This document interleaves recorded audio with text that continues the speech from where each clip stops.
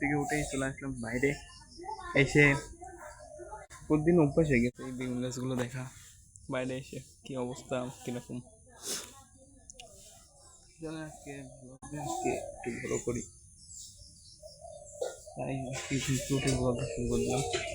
যাবো এমন পড়াশোনা ব্লগ করবো আজকে।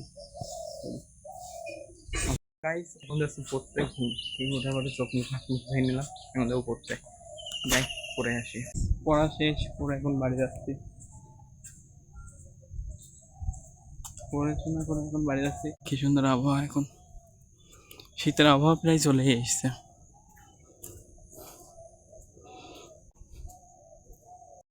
বাড়ির কাছাকাছি চলে এসেছি গাড়ি, এখন পড়া শেষ, গিয়ে নাস্তা করতে হবে, দেরি করে নিই।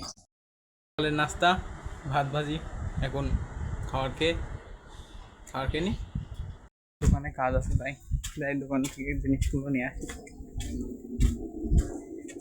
যাই সামনেই দোকান আছে। গাইস নেওয়া হয়ে গেছে, এখন বাড়ি যাচ্ছে আবার। বিকেল বেলায় ভাইরা আচ্ছা গাইস, আজকে ব্লগটা এই পর্যন্ত। সবাই ভালো থাকবেন, সুস্থ থাকবেন। আসসালামু আলাইকুম।